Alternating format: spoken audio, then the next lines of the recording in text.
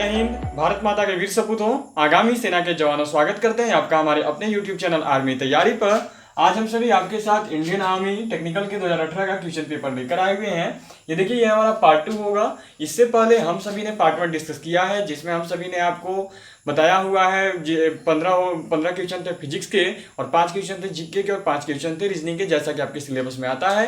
तो यदि आपसे पार्ट 1 मिस हो गया हो 2018 के क्वेश्चन पेपर का, तो उसके वीडियो का लिंक आपको हमारे आई बटन पर और डिस्क्रिप्शन बॉक्स में दिया जा चुका है। और देखिए, ये हमारा 2018 का पेपर चल रहा है। इससे पहले हमने 2019 के पेपर को भी बहुत अच्छी तरीके से डीपली डिस्कस किया हुआ है। यदि वो भी आपने मिस कर दिया हो 2019 के पेपर का क्लास, तो उसके वीडियो का लिंक आपको हमारे आई बटन पर और डिस्क्रिप्शन बॉक्स में दिया जा चुका है। वहां से जाकर आप 2019 का पेपर भी देख सकते हो। तो चलिए, आज हम सभी 2018 का पेपर करेंगे। 2018 के पेपर में आज हम सभी 15 मैथ और 10 करेंगे केमिस्ट्री के, जैसा कि आपके सिलेबस में है। तो चलिए शुरू कर लिया जाए। सबसे पहले देखिए, हम सभी क्वेश्चन देख लेंगे क्या दिया हुआ है। क्वेश्चन दिया हुआ है क्वेश्चन नंबर 26, 999 का स्क्वायर माइनस 998 का स्क्वायर इक्वल टू व्हाट। ठीक है, तो आपके देखो दिमाग में तो यही आ रहा होगा ना कि इसका पहले स्क्वायर कर लेते हैं। चलिए पहले क्वेश्चन को लिख लिया जाए जो दिया गया है। 999 का स्क्वायर माइनस में है देखो आपका 998 का स्क्वायर, यही है ना। तभी तो आपके दिमाग में यही आ रहा होगा कि इसका स्क्वायर कर लेंगे और इसका स्क्वायर कर लेंगे, घटा देंगे, आंसर आ जाएगा।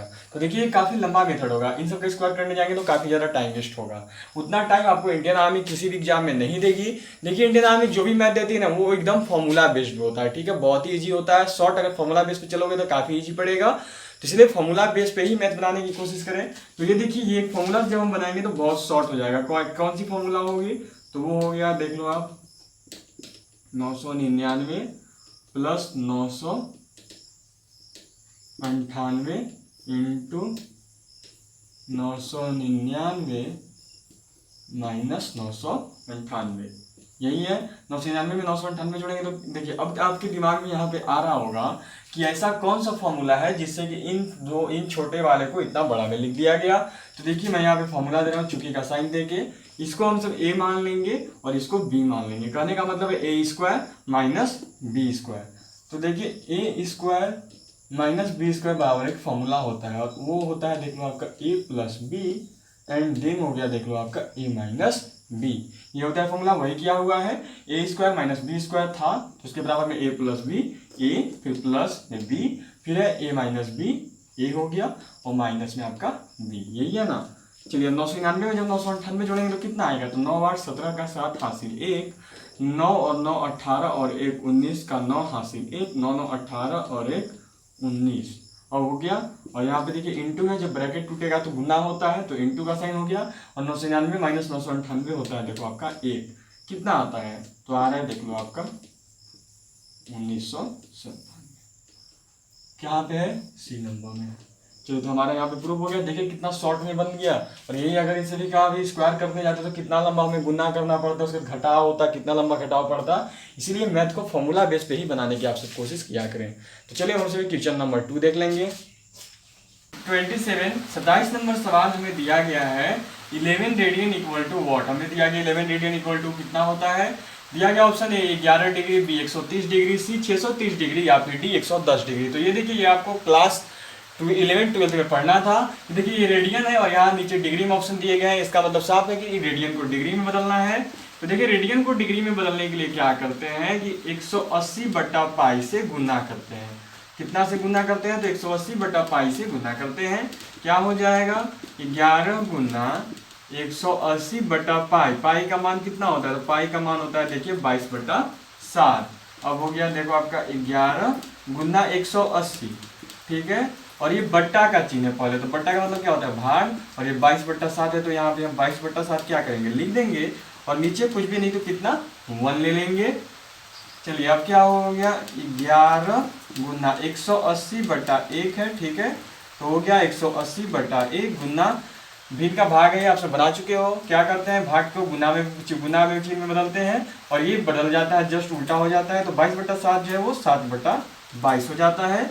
11 से 2 बार में गया, 2 से जो 180 है वो देखो 90 बार में कटेगा। तो अब क्या होगा, तो अब आपका हो गया देखो 90 बचा हुआ है यहाँ पे और 7 में बचा हुआ है 7, तो 90 गुना 7। अब कितना हो गया, 9 7 63, 630 degree. Answer option number C. हम सभी क्वेश्चन नंबर 28 28 नंबर सवाल करेंगे। 20 और 28 नंबर सवाल दिया गया है, थीटा का मान ज्ञात करें जब साइन थीटा इक्वल टू -1/2 है। तो लिख लेंगे पहले क्वेश्चन को। दिया गया है साइन थीटा इक्वल टू -1/2, यही है ना। साइन थीटा इक्वल टू में दिया गया -1/2। अब देखिए -1/2 कितना का वैल्यू होता है, तो साइन में -1/2, साइन में 1/2 किसका वैल्यू होता है, तो साइन 30 डिग्री का, साइन 30 डिग्री का जो है मान होता है 1/2, और यहाँ माइनस लगा हुआ है इसलिए हो गया माइनस। अब देखिए क्या होता है, तो आपको याद होगा कि sine 180 degree plus theta, sine 180 degree plus theta equal to में हो जाता है, देखो आपका साइन थीटा, यही होता है ना, माइनस साइन थीटा। चलिए अब क्या हो जाएगा, तो अब हो गया देख लो आपका साइन 180 डिग्री और प्लस थीटा की जगह कितना है, यार देखो थीटा की जगह कितना है, तो 30 डिग्री, तो लिख लेंगे 30 डिग्री कितना आ रहा है, तो ध्यान से देखेंगे तो आ रहा है हमारा साइन 180 और 30 हो गया देखो आपका 210 डिग्री, यही आ रहा ना, साइन 210 डिग्री। तो यहाँ पे थीटा है, साइन 210 डिग्री मतलब क्या, साइन थीटा, तो थीटा की जगह भी कितना है 210, तो थीटा का मान अब कितना आया, तो आगे देखो आपका डी 210। चलिए हम सभी क्वेश्चन नंबर 29 29 नंबर सवाल करेंगे। क्वेश्चन नंबर 29 29 नंबर सवाल दिया गया है, sine inverse -√3/2 equal to what, यही हमसे पूछा गया है। तो चलिए इसको बनाएंगे, कैसे बनेगा देख लेते हैं। तो देखिए दिया गया है, पहले क्या दिया गया है, तो दिया गया है साइन इनवर्स -√3/2, यही दिया गया है ना, क्या होगा, तो देखिए साइन इनवर्स √3/2 किसका वैल्यू होता है, साइन कितना का, तो साइन 60 डिग्री इक्वल टू होता है, देखिए √3/2 कितना इक्वल टू होता है, तो साइन 60 डिग्री इक्वल टू होता है √3/2। अब देखिए √3/2 का वो कितना का होता है 60 डिग्री, और 60 डिग्री को हम सब π/3 लिखते हैं, और ये माइनस से इसलिए यहाँ पे माइनस, बी आंसर हो गया। चलिए हम चलिए क्वेश्चन नंबर 30 नंबर सवाल देख लेंगे। 30 नंबर सवाल दिया गया है, 450 का 50% इक्वल टू व्हाट, हमसे पूछा गया कि 450 का 50% कितना होगा, तो लिख लेंगे पहले क्या क्वेश्चन है। क्वेश्चन दिया गया है देखिए 450 का 50%, अब देखिए क्या होगा, 450 का मतलब होता है गुना, तो गुना का चिन्ह देंगे, और 50% हटाने के लिए क्या करते हैं, तो नीचे 100 से भाग देते हैं, ये एक जीरो से एक जीरो और एक जीरो से एक जीरो कट गया, क्या आया 45 पचे कितना होगा, तो 4 पचे 20 और 5 पचे 25, 45 पचे हो गया देखो आपका 225, आंसर दिया गया है ए में, तो ए नंबर आंसर जो है हमारा वो सही है। अब हम सभी क्वेश्चन नंबर 31 31 नंबर सवाल करेंगे। क्वेश्चन नंबर 31 31 नंबर सवाल दिया गया है, ए किसी कार्य को 10 दिन में समाप्त करता है तथा बी उसी कार्य को 15 दिन में समाप्त करता है, दोनों मिलकर उसी कार्य को कितने दिन में समाप्त करेंगे। बोला गया है कि ए किसी कार्य को 10 दिन में समाप्त करता है तथा बी उसी कार्य को 15 दिन में समाप्त करता है, तो दोनों मिलकर उसी कार्य को कितने दिनों में समाप्त करेंगे। तो चलिए पहले क्या करेंगे, हम ए द्वारा एक दिन में किया गया कार्य निकाल लेंगे, ए द्वारा एक दिन का कार्य, ठीक है, दिया गया है एक किसी कार्य को 10 दिन में समाप्त करता है, तो अब हम उसी को देखेंगे कि उस कार्य को ए जो है एक दिन में कितना समाप्त करता है, तो एक दिन में कितना समाप्त करेगा, तो एक दिन में देखिए आपका समाप्त करेगा 1/10, यदि 2 दिन में होता है तो 2/10, 3 दिन में होता है तो 3/10, 4 दिन में होता है तो 4/10 होता। उसी तरह यहाँ कर लेंगे बी का भी, बी द्वारा एक दिन का कार्य, ठीक है, कितना दिन में 20 समाप्त कर रहा है, तो 20 समाप्त कर रहा है 15 दिन में, तो उसका एक दिन का निकालने का मतलब क्या हो गया 1/15। अब हम यहाँ पे देखिए दिया गया हमें ए और बी दोनों मिलकर उसी कार्य को कितने दिन में समाप्त करेंगे, मतलब ए प्लस बी, ए और बी दोनों मिलकर मतलब क्या हो गया ए प्लस बी। तो अब देखिए हम ए प्लस बी द्वारा भी एक दिन का कार्य निकालेंगे, ए प्लस बी द्वारा एक दिन का कार्य, ठीक है, ए प्लस बी द्वारा एक दिन का कार्य, तो एक दिन में कितना ए प्लस बी, तो ए कितना है 1/10 और बी कितना है, तो बी देखो है आपका 1/15, यही है ना। चलिए तो कितना होगा देख लेंगे, 1/10 और 1/15, तो 10 और 15 का एलसीएम कितना होगा, इधर निकालते हैं। चलिए 10 और 15 का एलसीएम निकालना है, 5 से गया 2 बार में, 5 से 3 बार में, 5 दूनी 10, 10 तिहाई 30, कितना आता है एलसीएम 30, 10 से 30 में भाग में कितना बार में जाएगा 3 बार में, और 3 से ऊपर में गुना करेंगे तो हो गया 3, प्लस में 15 से 20 जाए 15 से 30 जाएगा 2 बार में, 2 से ऊपर में गुना करेंगे तो हो गया कितना आएगा, आ रहा है देखो आपका 5/30, और ये आ जाएगा देख लो आपका कितना, तो ये आएगा 1/6, कितना दिन में समाप्त कर रहा है, ए और बी मिलकर एक दिन का कार्य कितना है, 1/6। ठीक है, ए और बी द्वारा एक दिन का कार्य कितना है, 1/6। तो हमें पूरा टोटल निकालना है। तो कुल ए और बी द्वारा कितने दिन में कार्य समाप्त करेंगे, तो देखिए 1/6। जिस तरह 10 दिन में कार्य समाप्त कर रहे थे तो क्या था, 1/10 एक दिन का निकाले थे। तो यहाँ 15 दिन में समाप्त कर रहे थे तो क्या था, 1/15, नीचे 15 था, एक दिन का निकाले थे तो 1/15 हो गया था। उसी तरह इसका मतलब ये कितने दिन में समाप्त करेंगे, ए और बी मिलकर 6 दिन में। जिस तरह ए कर रहा था काम कितने दिन में, 10 दिन में, तो एक दिन का निकाले थे तो हो गया था 1/10। बी कर रहा था कितने दिन में, 15 दिन में, तो एक दिन का निकाले थे तो हो गया था 1/15। उसी तरह ए और बी द्वारा एक दिन का कार्य निकाला है तो क्या है, 1/6। तो इसका मतलब दोनों मिलकर कितना दिन में समाप्त करेंगे, तो 6 दिन में। क्योंकि वहां पे भी देख लो, ये 10 दिन में कार्य कर रहा था तो एक दिन का कितना था, 1/10। बी 15 दिन में कार्य कर रहा था तो उसका कितना था, 1/15। तो उसी तरह इसका मतलब क्या हो गया, ए और बी मिलकर 6 दिन में कार्य कर रहा है, इसीलिए उसका एक दिन का कार्य है 1/6। तो टोटल कितना दिन वो समय ले रहे हैं, 1/6। इसका मतलब सही उत्तर क्या है हमारा, 6 दिन। 6 दिन में ए और बी मिलकर इस कार्य को पूरा कर देंगे। चलिए हम सभी क्वेश्चन नंबर 32 32 नंबर सवाल देख लेंगे। क्वेश्चन नंबर 32 32 नंबर सवाल दिया गया है 10,1010 का 10%। ठीक है, हमें बताना है कि 10,1010 का 10% कितना होगा। तो पहले क्वेश्चन को लिख लेंगे जो दिया गया है, 10,1010 का 10% ये दिया गया है। तो अब क्या हो जाएगा, तो 10,1010। ठीक है, का मतलब होता है गुना, और 10% प्रतिशत घटाने के लिए क्या करते हैं, तो नीचे 100 से भाग देते हैं, 1 0 से 1 0, 1 0 से 1 0। तो कितना आता है, तो आ रहा है देख लो आपका 10,1001 कितना आया, इकाई नहीं सैकड़ा हजार 10,101 कहाँ पे है, तो ये देखो 10,101 बी नंबर में दिया गया है। हम सभी क्वेश्चन नंबर 33 33 नंबर सवाल देखेंगे। 33 33 नंबर सवाल दिया गया है, एक रेलगाड़ी यदि 4 घंटे में 364 किलोमीटर चलती है तो उसकी चाल क्या है। हमें चाल ज्ञात करना है।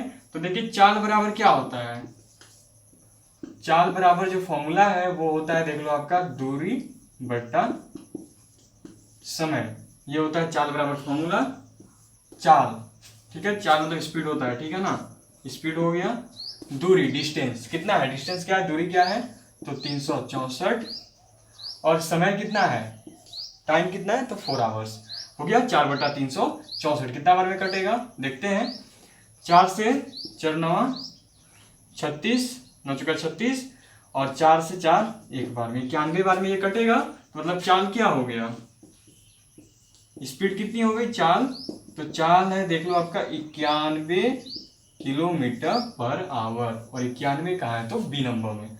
चलिए हम सभी क्वेश्चन नंबर 34 देख लेंगे। इस नंबर सवाल दिया गया है, कितने समय में ₹10,000 का साधारण ब्याज 6% की दर से 450 होगा। ये दिया गया है ना कि कितने समय में ₹10,000 का साधारण ब्याज 6% की दर से 450 होगा। चलिए, तो साधारण ब्याज बराबर फॉर्मूला क्या होता है, आप सब जानते होंगे इस चीज को। साधारण ब्याज दिया गया है ना, साधारण ब्याज, ठीक है, साधारण ब्याज फॉर्मूला बराबर क्या होता है, तो साधारण ब्याज बराबर फॉर्मूला होता है देख लो P गुना R गुना T बट्टा में कितना होता है, तो बट्टा में होता है देख लो आपका 100। अब साधारण ब्याज हमें मिला हुआ है, कितना मिला हुआ है, का साधारण ब्याज 6% की वार्षिक दर से 450 होगा। तो साधारण ब्याज देखिए हमें यहाँ पे 450 दिया गया है। अब P कितना है, P होता है देखिए मूलधन। ठीक है, P क्या है, मूलधन है, और मूलधन कितना है यहाँ पे 10,000, जितने रुपए का है उसको P बोलते हैं, तो वो हो गया देख लो 10,000। अब R मतलब रेट, दर कितना दिया गया, तो देख लो 6% है 6। समय कितना दिया गया है, तो समय हमें मालूम नहीं है, हमें समय पता करना है, बट्टा में क्या हो गया 100। चलिए 1 0 से 1 0, ये 0 से ये 0, यही होगा ना। अब क्या हो गया, तो देखिए अब होगा 450 बराबर में 100 गुना 6 गुना T, यही है ना, और तो कुछ भी नहीं है। अब आगे क्या होगा, तो अब आगे हो जाएगा कि देख लो आपका ये हो गया 450, ठीक है, और ये जब 6 से 100 में गुना करेंगे तो कितना हो जाएगा 600, और ये इधर गुना में, इधर किस में आएगा भाग में, तो बट्टा में हो गया 600, और इधर हो गया बराबर T। अब देखिए 600 बट्टा 400, यही है ना, 600 बट्टा 400, तो ये कितना जाएगा, देखिए जब 150 से काटिएगा तो ये जाएगा 4 बार में, और ये जाएगा 3 बार में। कितना से काटा है, 150 से, ठीक है, 150 15 चौका 60 होता है, इसलिए काटा है 15 चौका 60, 4 बार में कट गया, 1 जीरो उधर, 150 से काटा है। ये 15 तिया 45 होता है, 1 जीरो था तो 1 जीरो लगाऊंगा, तो मतलब 150 से कट किया है 3 बार में और 4 बार में। कितना आ रहा है?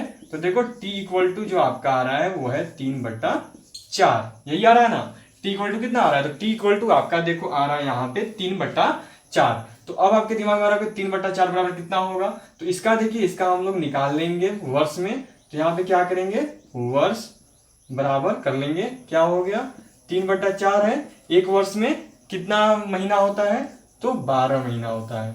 तो 4 से कितना बार में जाएगा? ये 3 बार में, मतलब कि 3 गुना 3। तो टी कितना हो गया? तो 3 गुना 3 ये क्या हो गया? 9, मतलब कि टोटल 9 माह आपका लगेगा। आंसर 9 माह कहाँ पर? 9 महीना बी में। चलिए हम सभी क्वेश्चन नंबर 35 35 नंबर सवाल देखेंगे। क्वेश्चन नंबर 35 35 नंबर सवाल दिया गया है, उस वर्ग का क्षेत्रफल ज्ञात करें जिसके विकर्ण की लंबाई 6 मीटर है। ये दिया गया है ना कि उस वर्ग का क्षेत्रफल ज्ञात करें जिसके विकर्ण की लंबाई 6 मीटर है। तो देखिए, यदि विकर्ण की लंबाई दी हो तो वर्ग का क्षेत्रफल का एक अलग फॉर्मूला होता है, ठीक है। यदि विकर्ण की लंबाई दी हो तो वर्ग का क्षेत्रफल का एक अलग फॉर्मूला होता है, और वो होता है देख लो आपका 1/2 डी स्क्वायर। ये फॉर्मूला तभी यूज करेंगे जब विकर्ण की लंबाई दी हुई होगी। तो चलिए 1/2 डी स्क्वायर, 1/2 डी कितना है? डी विकर्ण, डी किसको बोलते हैं? विकर्ण को बोलते हैं। तो विकर्ण की लंबाई कितनी है? 6 मीटर, तो 6 का हो गया स्क्वायर। अब क्या होगा? 1/2 इंटू 6 के स्क्वायर को हम कितना लिख सकते हैं? 6 गुना 6, स्क्वायर का मतलब क्या है कि 2 ठो। तो अब 6 कितना लिख सकते हैं? 2 ठो। 2 से 6 कितना बार में जाएगा? 3 बार में। तो 6 18 आंसर हो गया। और ये देखिए सी नंबर में आपका दिया गया है। चलिए हम चलिए क्वेश्चन नंबर 36 देख लेंगे। 36 नंबर सवाल दिया गया है, एक कमरे के फर्श का परिमाप 18 मीटर है। तो देखिए जो हमें दिया गया पहले उसे लिखते चलेंगे। एक कमरे के फर्श का परिमाप 18 मीटर है। तो फर्श कैसा होता है? फर्श देखिए आयताकार होता है, ठीक है। फर्श कैसा होता है? आयताकार होता है। किसी भी कमरे का फर्श आयताकार ही होता है। तो इसलिए फर्श का परिमाप मतलब क्या हो गया? आयत का परिमाप। तो आयत का परिमाप बराबर क्या होता है? बताइए आप सब। आयत का परिमाप बराबर क्या होता है? तो आयत का परिमाप बराबर जो है आपका हो जाएगा, पहले तो हम फॉर्मूला लिख लेंगे। क्या होता है formula? 2 into L plus B, यही होता है ना। ये फॉर्मूला होता है 2 into L plus B equal to क्या है? परिमाप इक्वल टू, तो आपका है देख लो 18 मीटर। अब क्या है? तथा उसकी ऊंचाई, ठीक है। ऊंचाई कितनी दी हुई है? तो ऊंचाई जब आप देखेंगे तो आपको पता चलेगा कि ऊंचाई मतलब क्या हो गया? हाइट कितना दिया हुआ है? तो हाइट दिया हुआ है 3 मीटर। अब हमें क्या करना है? कमरे के 4 दीवारों का क्षेत्रफल। तो यहां लिख लेंगे 4 दीवारों का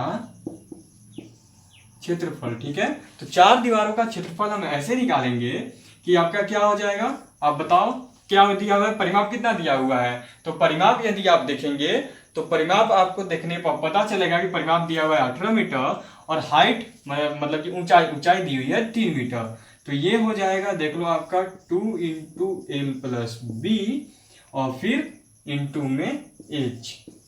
यही फॉर्मूला होता है 4 दीवारों का क्षेत्रफल निकालने का, ठीक है। यही फॉर्मूला होता है। तो अब कैसे करेंगे इसको? किस तरह से निकालेंगे? तो देख लेंगे 2 इंटू एल प्लस बी कितना दिया हुआ है? तो वो दिया हुआ है देख लो 18, और इंटू में एच कितना दिया हुआ है? तो एच दिया हुआ है देखो आपका 3। तो 18 तिया कितना होता है? 18 तिया हो गया देख लो आपका 54। यही हो गया। चलिए हम सभी क्वेश्चन नंबर 37 कर लेंगे। 37 नंबर सवाल दिया गया है, एक कमरा 12 मीटर लंबा, 9 मीटर चौड़ा तथा 8 मीटर ऊंचा है। इसमें अधिकतम किस लंबाई का बांस रखा जाएगा? ठीक है, ये दिया गया जो लंबा एल कितना दिया गया है? 12, बी मतलब चौड़ा कितना दिया गया है? 9, और फिर एच मतलब ऊंचा हाइट। तो हाइट कितना दिया गया है? 8। ये दिया गया ना, ये मीटर में आप ले सकते हो अगर लेना है तो। चलिए मीटर में हो गया, ठीक है। अब क्या हो गया? दिया गया है बांस, कितनी ऊंचाई का बांस रखा जाएगा। तो यहाँ पर मैं लिख सकता हूँ इसका मतलब कि बांस की लंबाई, यही पता करना है ना, कितनी ऊंचाई का बांस रखा जाएगा मतलब बांस का लंबाई। तो बांस का लंबाई बराबर क्या होता है? तो बांस का लंबाई बराबर होता है देख लो आप कमरे के विकर्ण की लंबाई। जब आप कमरे के विकर्ण की लंबाई ज्ञात कर लेंगे तो आपको पता चल जाएगा कि कितना होता है। चलिए कमरे के विकर्ण की लंबाई, ये हो गया कमरे के विकर्ण की लंबाई। अब देखिए कमरे के विकर्ण की लंबाई, ठीक है। तो कमरा किस आकार का होता है? तो ज्यादातर कमरा जो है घनाभ के आकार का होता है, ठीक है। कमरा किस आकार का होता है? तो ज्यादातर कमरा जो है, ज्यादातर रूम्स जो है वो घनाभाकार होते हैं, घनाभ के आकार के होते हैं। तो इसका मतलब हमें क्या करना है, कमरा के लंबाई, ठीक है, कमरे की लंबाई, कमरे के विकर्ण की लंबाई बोला गया। तो कमरा ज्यादातर किस आकार का होता है? घनाभ आकार का। तो इसका मतलब क्या हो गया, घनाभ के विकर्ण की लंबाई। तो घनाभ के विकर्ण की लंबाई बराबर एक फॉर्मूला होता है, और वो है देख लो आपका A square plus B square plus H square. कैसे किया समझे? दिया गया तो बांस की लंबाई पता करनी थी। तो बांस की लंबाई बराबर हो गया कमरे के विकर्ण की लंबाई।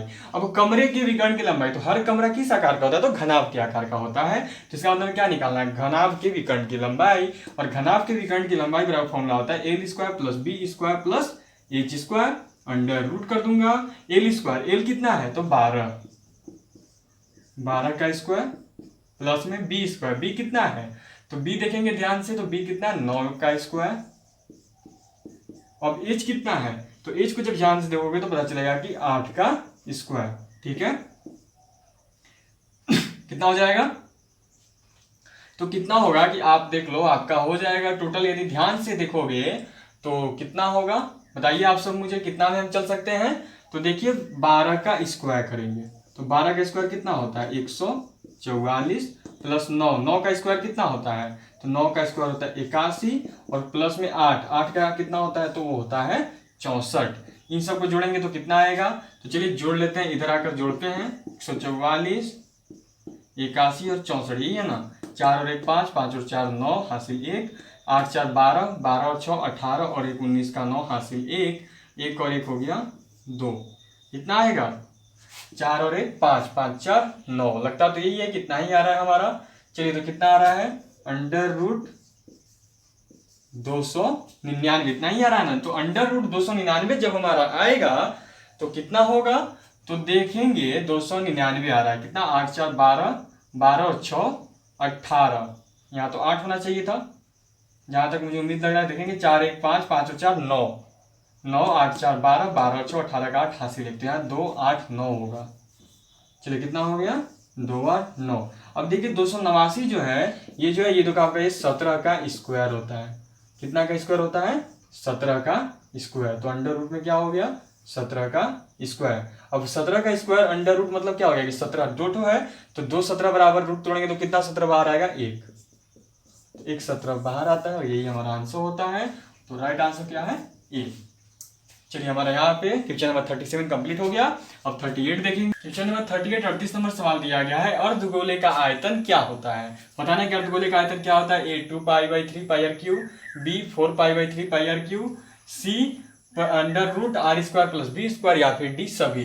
तो देखिए इसका सही उत्तर है 2π/3 πr3। अर्धगोले का आयतन होता है 2/3 πr3, ये हो गया।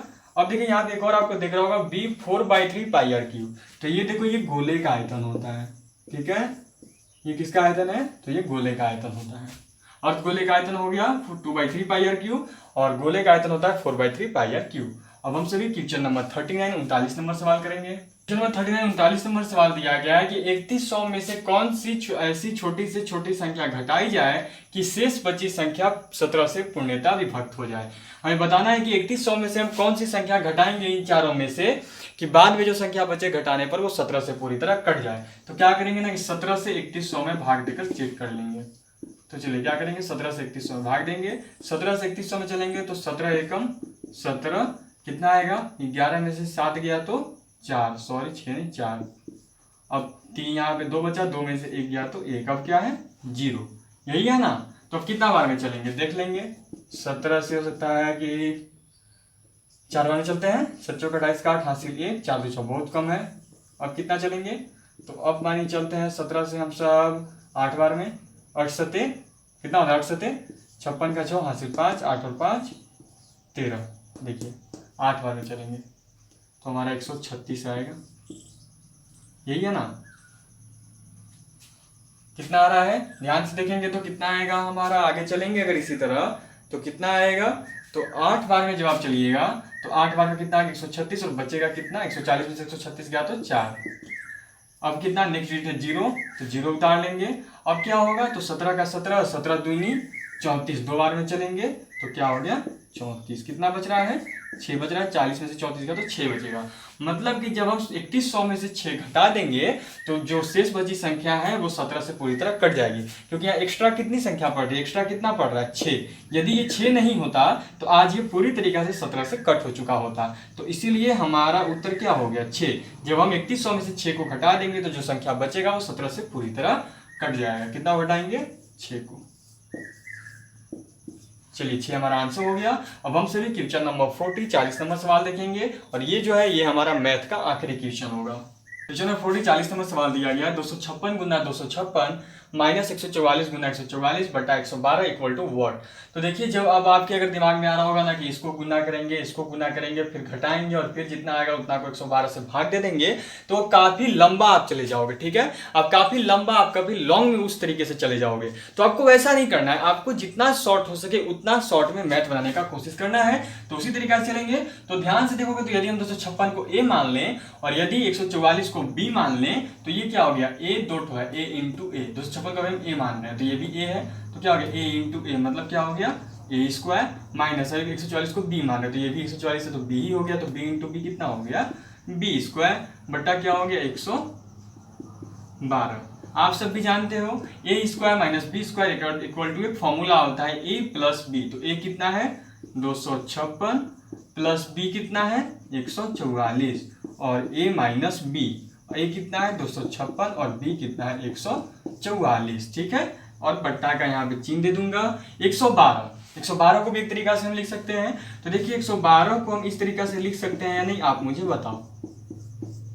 देखो यदि जब 256 में से 144 घटाओगे तो 112 ही आएगा। करके देख लो, 6 में से 4 गया तो 2, 5 में से 4 गया तो 1, 2 में से 1 गया तो 1, तो इतना लिख सकते हैं। तो इसका मतलब ये क्या होगा 256 माइनस 144 कट जाएगा और ये भी जो है कट जाएगा। तो क्या बच रहा है, तो जो बच रहा है वो है देख लो आपका 256 प्लस 144। कितना आएगा जोड़ने पर 5 6 और 4 10 का सोना हासिल 1, 5 4 9 और 1 10 का सोना हासिल 1 2 1 3 और 1 4।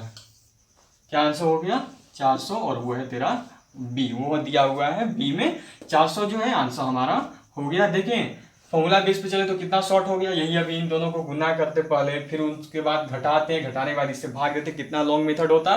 तो इसलिए फॉर्मूला बेस पे मैथ को बनाइए, जितना इजी चलेगा उतना बेटर होगा। मैथ कंप्लीट हो चुका है। अब यहाँ से देखिए 40 नंबर हम सबने कर लिया, 40 तक 10 क्वेश्चन और बचे हुए हैं क्योंकि 50 क्वेश्चन ही आते हैं और वो जो 10 क्वेश्चन होंगे वो आपके केमिस्ट्री से होंगे। तो चलिए शुरू कर लिया जाए 41 से। 41 और यहाँ से जो है हमारा देखिए केमिस्ट्री स्टार्ट होता है। बोला गया कि निम्न में से एक अस्थायी कण है। हमसे पूछा गया कि निम्न में से एक अस्थायी कण है, A electron, B neutron, C proton या फिर डी इनमें से कोई नहीं।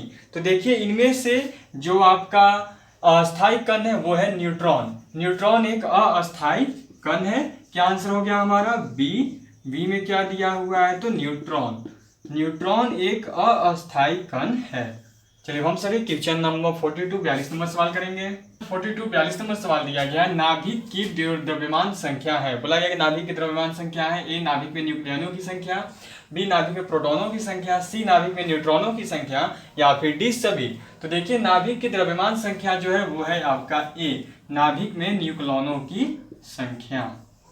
चलिए हम सभी क्वेश्चन नंबर 43 43 नंबर सवाल करेंगे।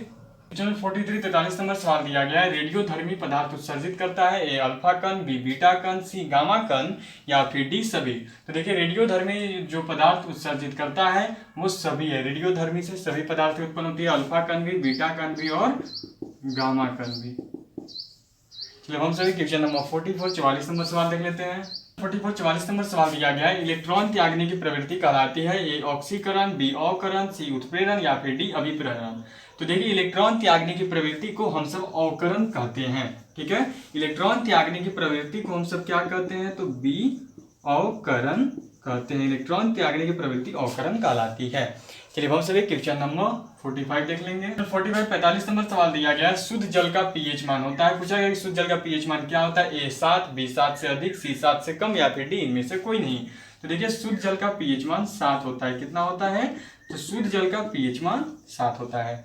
हम सभी क्वेश्चन नंबर 46 कर लेंगे। 46 46 नंबर सवाल दिया गया है उष्मा शोषी प्रतिक्रिया में ए उष्मा का अवशोषण बी ऊष्मा मुक्त होती है, सी कोई परिवर्तन नहीं, डी ताप स्थिर। तो देखिए ऊष्मा शोषी प्रतिक्रिया में ऊष्मा का अवशोषण होता है। सीधा समझिए ऊष्मा शोषी, शोषी का मतलब क्या होगा, शोषण। तो ऊष्मा का अवशोषण होता है ऊष्मा शोषी प्रतिक्रिया अभिक्रिया में। चलिए हम सभी क्वेश्चन नंबर 47 देख लेंगे। 47 नंबर सवाल दिया गया है, नीला थोथा को कहा जाता है। पूछा गया कि नीला थोथा किसे कहा जाता है, A copper sulphate, B calcium sulphate, C iron sulphate या फिर डी सोडियम सल्फेट। तो देखिए नीला थोथा कहा जाता है कॉपर सल्फेट को। नीला थोथा किसे कहा जाता है, तो नीला थोथा कहा जाता है कॉपर सल्फेट CaSO4 को। चलिए क्या हो गया, कॉपर सल्फेट। अब हम चलिए क्वेश्चन नंबर 48 48 नंबर सवाल देख लेंगे। 48 48 नंबर सवाल दिया गया है, शुद्ध बर्फ कौन सा है, ए ठोस पानी, बी ठोस CO2, सी निर्मल बर्फ या फिर डी ठोस H2O2। तो देखिए इसका सही उत्तर है बी, ठोस बर्फ। शुद्ध बर्फ जो है वो ठोस CO2 को कहा जाता है, जो कि बी नंबर में दिया गया है। बी नंबर में क्या दिया गया है, तो ठोस CO2। ठोस CO2 को शुद्ध बर्फ कहा जाता है। अब हम सभी क्वेश्चन नंबर 49 देख लेंगे। 49 नंबर सवाल दिया गया, रसायन उद्योग में किसे मूल रसायन माना जाता है, ए H2CO3, बी HNO3, सी H2SO4 या फिर डी HCl। तो देखिए H2SO4 को रसायन उद्योग में मूल रसायन के रूप में जाना जाता है। मूल रसायन कौन है रसायन उद्योग में, तो H2SO4। अब हम सभी क्वेश्चन नंबर 50 कर लेंगे। क्वेश्चन नंबर 50 और आज का आखिरी सवाल जो हमारा है 2018 के क्वेश्चन पेपर का टेक्निकल का, वो दिया गया है कि निम्न में से किसमें कार्बन नहीं है, ए हीरा, बी ग्रेफाइट, सी कोयला या फिर डी इनमें से कोई नहीं। तो देखो आप सब भी जानते हो कि हीरा कहाँ पाया जाता है, तो कोयले की खान से ही प्राप्त होता है। बी ग्रेफाइट, ग्रेफाइट में भी कोयला पाया जाता है, ग्रेफाइट में भी आयन पाया जाता है, कार्बन पाया जाता है, ग्रेफाइट में भी है क्योंकि वो भी देखिए काले रंग का होता है। सी कोयला, कोयला में भी तो आयन सबसे ज्यादा है, कोयला में भी सबसे ज्यादा कार्बन है। अब यदि बात की जाए तो देखिए डी, इनमें से कोई नहीं। दिया गया हीरा, हीरा में भी पाया जाता है कार्बन, बी ग्रेफाइट में भी कार्बन पाया जाता है, सी कोयला में भी कार्बन पाया जाता है। इसका मतलब क्या हो गया, डी, इनमें से कोई नहीं। यही पूछा गया था ना कि इनमें से किसमें कार्बन नहीं पाया जाता है, तो भाई इनमें से कोई नहीं, सभी में कार्बन पाया जाला। ठीक है, हर किसी में कार्बन पाया जाता है। चलिए हम सभी आज का हमारा क्लास कंप्लीट होता है। हमने इसी के साथ टोटल आप देख सकते हो 2018 का क्वेश्चन पेपर कंप्लीट कर लिया है, टेक्निकल का 2018-2019 का पेपर। अब हम सभी 2017 का पेपर भी करेंगे। तो हमारे साथ जुड़े रहें, चैनल को सब्सक्राइब जरूर कर दें और यदि वीडियो पसंद आए तो लाइक करें, अपने फ्रेंड सर्कल में शेयर जरूर कर दें। Thank you for watching us. आपका हमारे साथ जुड़ने के लिए बहुत बहुत शुक्रिया। जय हिंद।